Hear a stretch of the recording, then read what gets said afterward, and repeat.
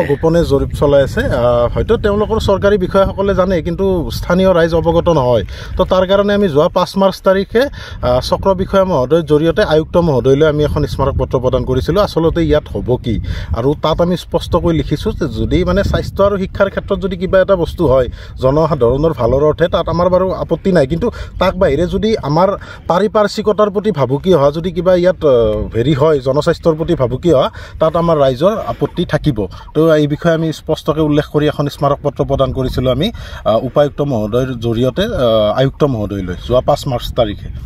তাৰ পিছত আমি গম পালোঁ যে এখন জাননী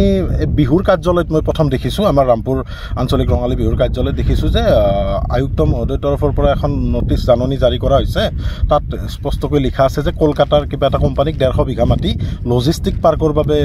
দিছে কিন্তু আচলতে লজিষ্টিক পাৰ্ক হ'লে আমাৰ একো বেনিফিট নহয় আৰু দ্বিতীয় কথাটো যিহেতুকে এইটো এটা গোচাৰণ পথাৰ এই অঞ্চলবাসী বৃহত্তৰ ৰাইজৰ বিভিন্ন মানে তেওঁলোকে পশুধনসমূহ ইয়াত চৰি থাকে গতিকে এই ক্ষেত্ৰত নিশ্চয়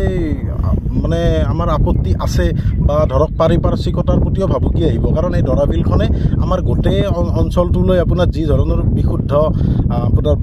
বায়ু বা ধৰক আমাৰ যিটো বৰ্তমান সময়ত পানীৰ লেয়াৰটো বহুত ডাউনত গৈছে আমাৰ দমকলৰ পানীয়ে নোলায় কিন্তু এনেকুৱা ধৰণৰ যদি এটাৰ পিছত এটা উদ্যোগ হয় আজি 150 বিঘা লৈছে কালি আৰু 150 বিঘা ল'ব কিন্তু ইয়াক লৈ অঞ্চলবাসী ৰাইজ অলপ শংকিত হৈছে আচলতে বিহুৰ সময়ছোৱাৰ কাৰণে আমি সংগঠিত হ'ব পৰা নাই কিন্তু এইটো সপ্তাহৰ ভিতৰতে আমি এখন সভা অনুষ্ঠিত কৰিম বুলি আমি মানে এটা আলোচনা চলিছে গতিকে যদি আমি সভাখন অনুষ্ঠিত কৰোঁ আমি বিধায়ক মহোদয়ৰ লগতে আমাৰ যিসমূহ ৰাজনৈতিক ব্যক্তি আছে তেওঁলোকক ইয়ালৈ নিমন্ত্ৰণ জনাম আৰু তেওঁলোকৰ পৰা আমি জানিব বিচাৰিম আচলতে কি হ'ব ইয়াৰ পৰা আৰু যদি ধৰক কিবা বেয়া হয় কিন্তু তাৰ উত্তৰ কিন্তু আমাৰ জনপ্ৰতিনিধিসকলে দিব লাগিব ৰাইজক আপোনালোকে পোৱা খবৰ মতে ইয়াতে কলকাতাৰ এটা কোম্পানীৰ 150 বিঘা মাটি চৰকাৰে আবণ্টন দিব আপোনালোকৰ মাজত এনেকুৱা সংশয় আছে নে যে পৰৱৰ্তী সময়ত 150 বিঘা যদি আৰম্ভণি হয় তাৰপিছত গোটেইখন লাহে লাহে গোচৰণীয়া পথাৰ বিভিন্ন উদ্যোগক বা উদ্যোগপতিক দিব বুলি আপোনালোকে সংশয় দিব আচলতে চাওক একেলগে ইমান মাটি চাগে দক্ষিণ কামৰূপৰ ক'তো নাই চৰকাৰী মাটি আৰু যিহেতুকে এইখন এখন গৌচৰণীয়া বা গৌ ৰিজাৰ্ভ হিচাপে সংৰক্ষণ হৈ আছে ইমান বছৰে আচলতে আমাৰ এই বৃহত্তৰ ৰাইজ আপুনি ৰাজাপুখুৰী হওক বা ৰামপুৰ হওক নহিৰা হওক আপোনাৰ কুলডুং হওক জেজাৰবৰী হওক বা জিয়াকুৰ হওক এই ৰাইজৰ এই মানুহবিলাকে আজি 700 বছৰীয়া এই ঐতিহ্য এই ধৰাবিলত যিটো ঐতিহ্য বা গৌচৰণীয়া পথাৰৰ আচলতে ইমান দিনে 700 বছৰ এই কিবা কোম্পানী হ'ব বুলিহে সংৰক্ষণ কৰি আছিল নেকি সেই সময়ত মানুহবিলাকে আজিৰ পৰা প্ৰায় 100 বছৰ আগতেতো নিজে দখল কৰি ল'ব পাৰিলে হয় আপুনি ভাবকচোন তেওঁলোকে নিশ্চয় এই যাতে আমাৰ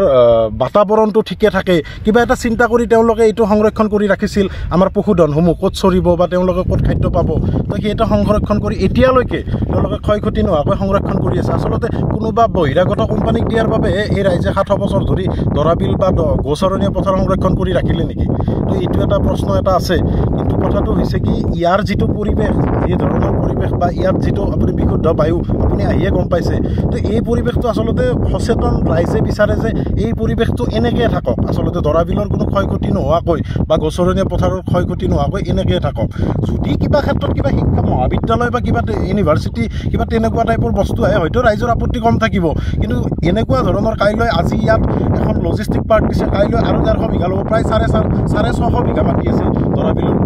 গৰিজাব হয় তো তেওঁলোকৰ এতিয়া 150 বিঘা লৈছে আৰু দুদিন পিছত আৰু 150 বিঘা ল'ব লৈ মানে গোটেই মানে শেষ যে কৰিব সেইটো মানে খাটাং হেৰি যে নেৰে যে সেইটো খাটাং কিন্তু ইয়াক লৈ ৰাইজ অলপ শংকিত হৈছে গতিকে ৰাইজক আশ্বস্ত কৰিব লাগে তেখেতসকলে কেনেকৈ আশ্বস্ত কৰিব পাৰে সেইটো এখন ডাঙৰ কমিটি এখন পাতি ইয়াৰ ফলত আমাৰ লাভ কি হ'ব আমাৰ লোকচান কি হ'ব এই বিষয়ে এটা পুংখানুপুংখ এটা আলোচনা কৰাৰ এটা প্ৰয়োজন ৰাইজমেল দিব লাগে এখন ৰাইজমেল দিব লাগিছিল কিন্তু কথাটো হৈছে কি আমি আলোচনা কৰি আছোঁ যদি পাৰোঁ অহা সপ্তাহৰ ভিতৰত এখন আমি ৰাইজমেল এখন দিয়াৰ ব্যৱস্থা কৰিম আমি